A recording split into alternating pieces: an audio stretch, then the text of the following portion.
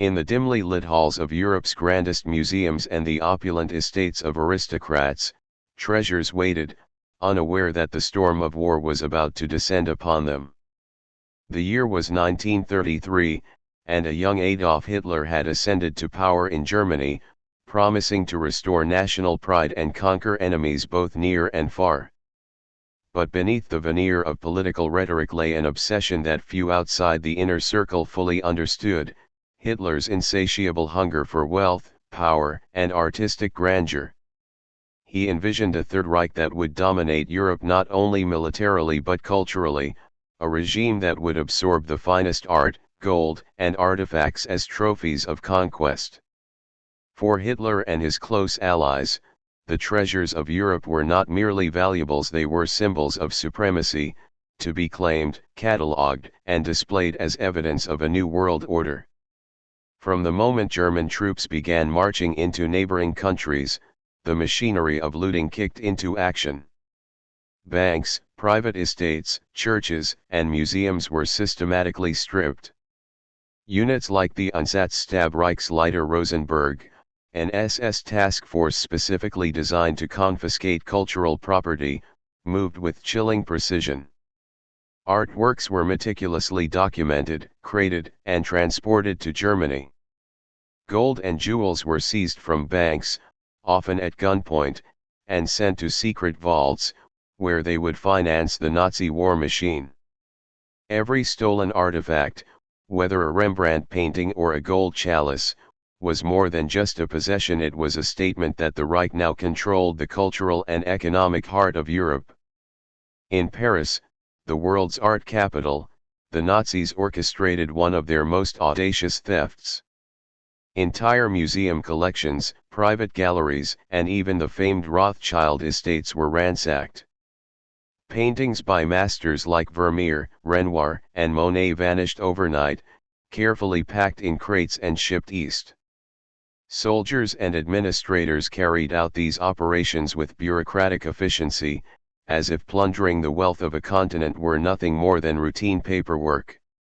Families who had owned these treasures for generations were powerless, letters to authorities were ignored, protests silenced, and attempts to hide valuables often ended in tragedy. One noble family watched helplessly as servants were forced to carry priceless paintings out of their home, while soldiers rifled through safes for gold coins and jewelry. By the time the Allies would eventually arrive, much of this cultural inheritance was gone, scattered across hidden locations or melted down into cash for the Nazi war effort. Gold, however, held a particular allure. The Reichsbank coordinated a vast operation to collect and centralize the gold stolen from conquered territories. Belgian and Dutch banks were emptied, their vaults stripped of bars, coins, and bullion. Poland's gold reserves were seized and transported under heavy guard, often traveling by train through war-torn regions. Gold from these countries was melted, standardized, and stored in secret locations, sometimes under cities, in underground bunkers, or even in salt mines carved deep into the mountains. The meticulous organization of this theft revealed a chilling duality in the Nazi operation: it was both a matter of immediate military necessity and a long-term investment in a future empire, one that would be funded by the blood and wealth of conquered nations. Beyond monetary gain, Hitler's personal obsession with art created an even more elaborate web of theft. He had grand plans to construct the Führer Museum in Linz, Austria, where the finest art in the world would be displayed as a monument to Nazi vision and taste. To fill its halls, teams of experts scoured Europe for masterpieces. Entire collections from Jewish families, wealthy industrialists, and institutions were confiscated. Sometimes, the theft was disguised as protective custody, claiming that the Reich was rescuing art from war zones, while in reality, it was being loaded onto trucks and sent to depots in Germany and Austria. Countless hours were spent cataloging paintings, sculptures, and antiquities, assigning them numbers, and carefully storing them in salt mines or castles. The level of bureaucratic organization was staggering, almost clinical, as if human creativity and cultural heritage were merely inventory items to be recorded, shipped, and stored for a regime that believed itself above history. The so-called Monuments Men, a group of Allied officers who would later work to recover these treasures, could scarcely imagine the scale of the operation when it began. By the time the Allies formally entered Europe, the Nazis had looted hundreds of thousands of cultural artifacts, millions of gold coins, and immeasurable wealth in jewelry and valuables.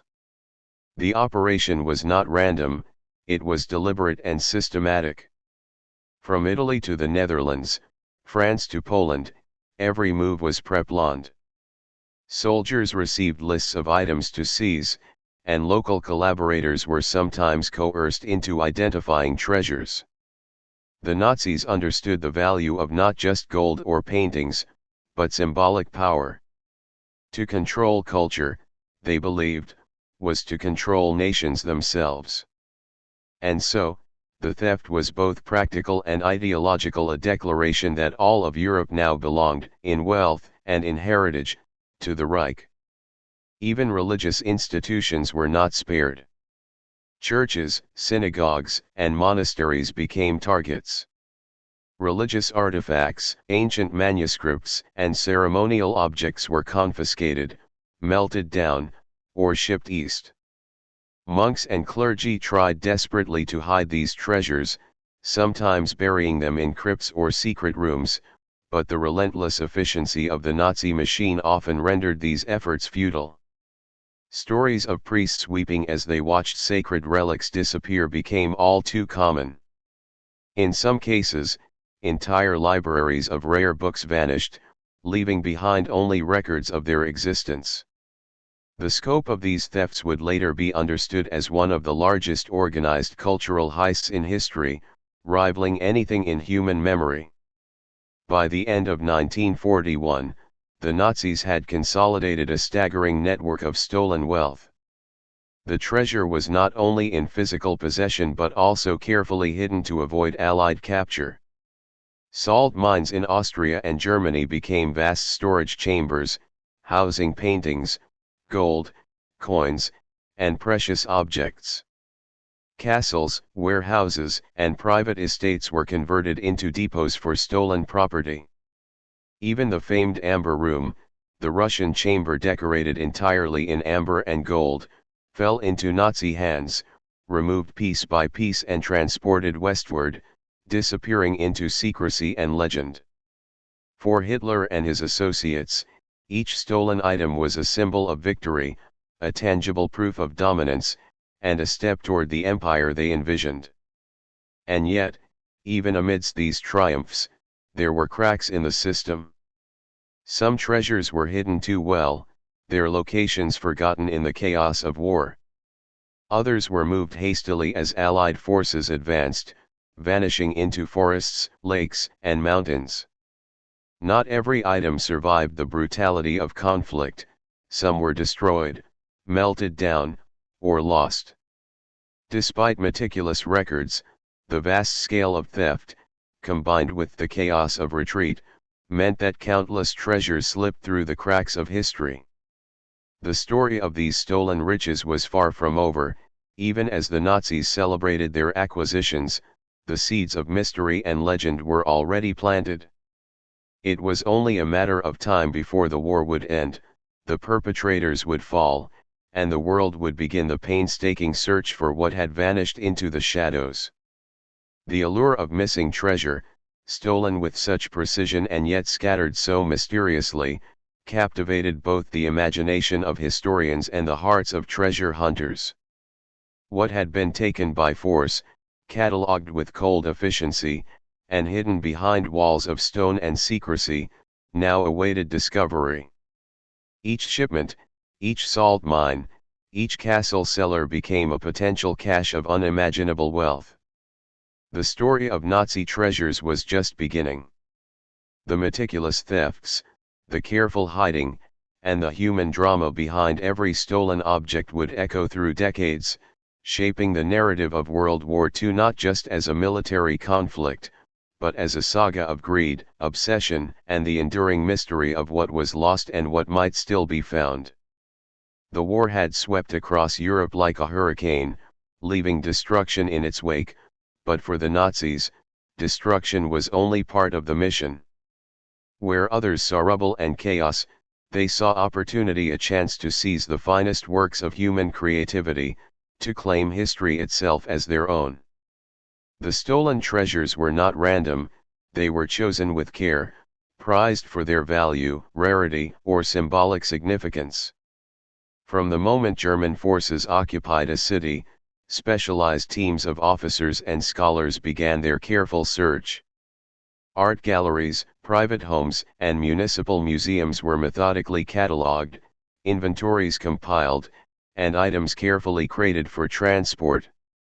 Among these looted possessions were works that today represent the pinnacle of European culture, and their theft remains one of the darkest chapters in the history of art. Paris, long the cultural heartbeat of Europe, became a central hub of Nazi art theft. Soldiers and bureaucrats combed through galleries, auction houses, and aristocratic estates with military precision.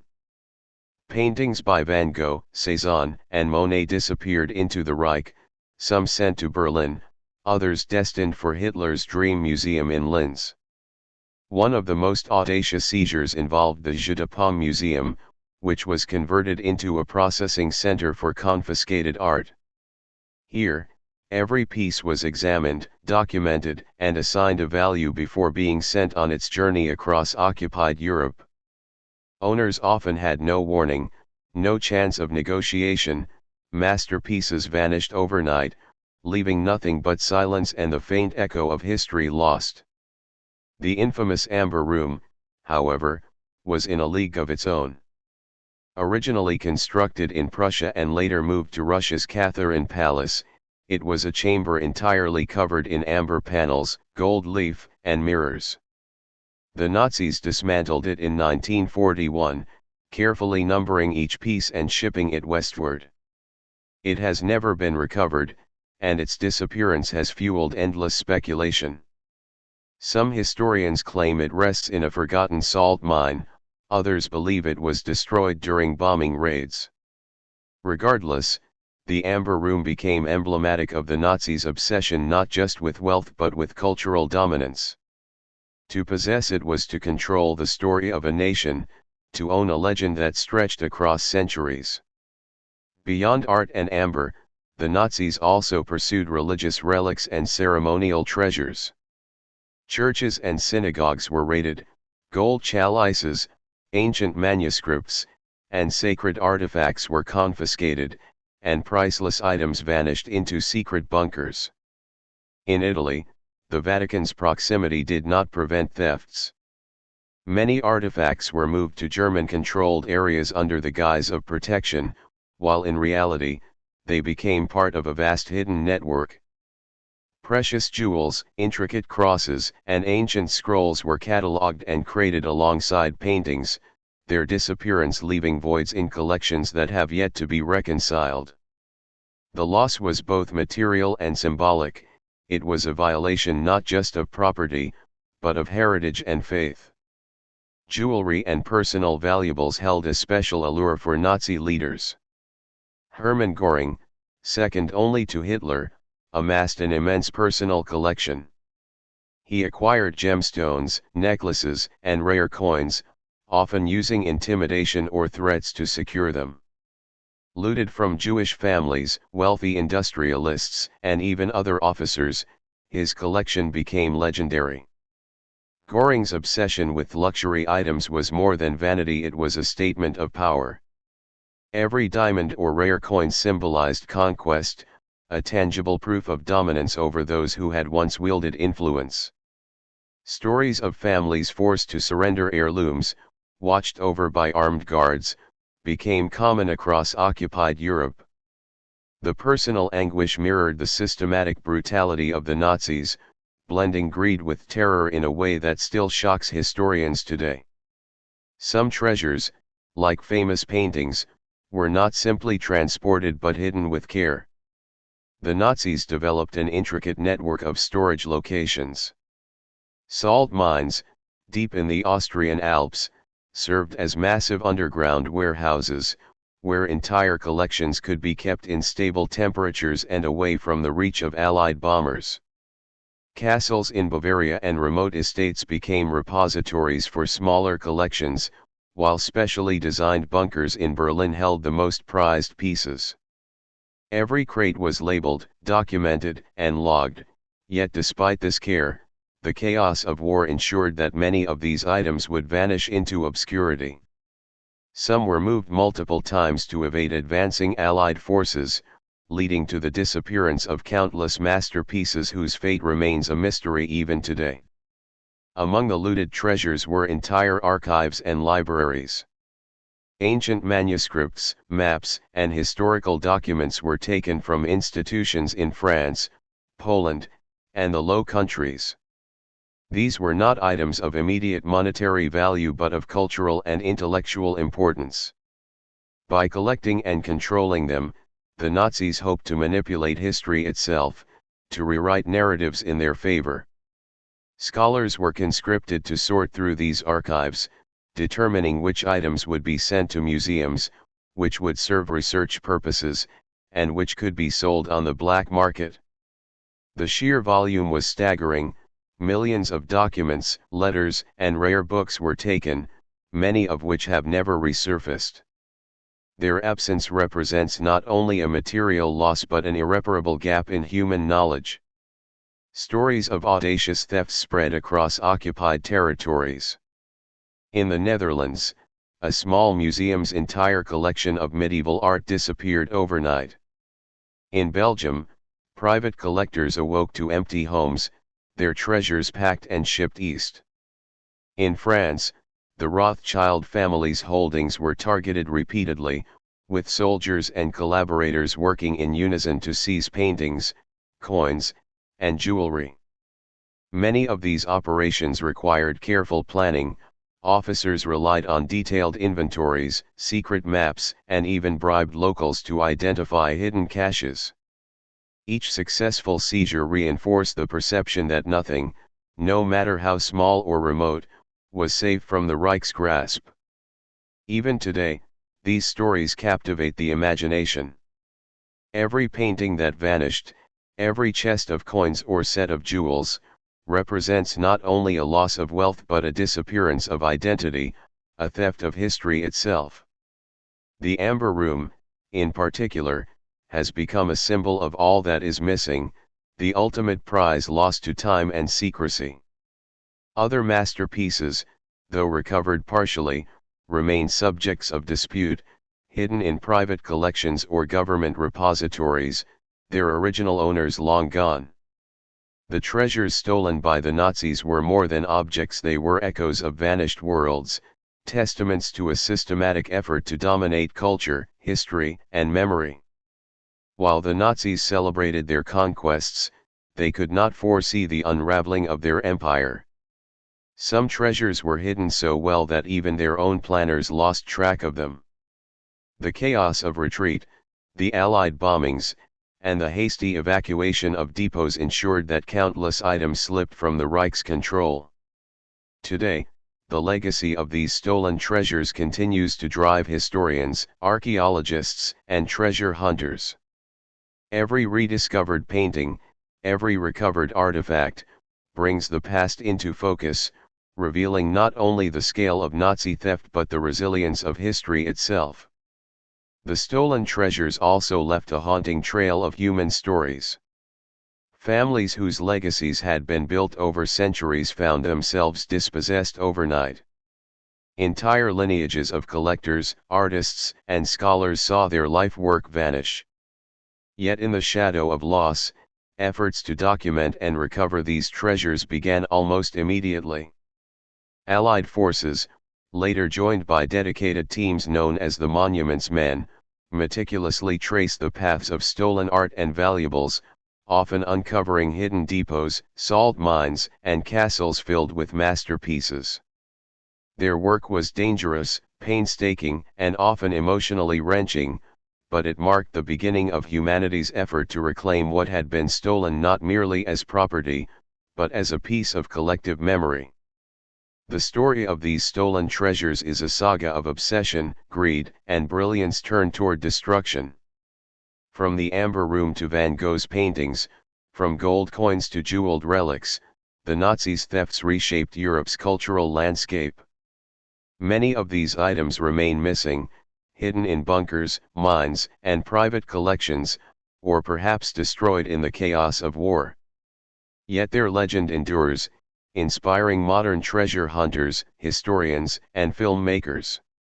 The stolen treasures remind us that history is fragile, that beauty and knowledge can be taken, and that the human impulse to preserve and reclaim is as strong as the force that sought to destroy it. By the time the war reached its height, the treasures looted by the Nazis had become both a prize and a burden. What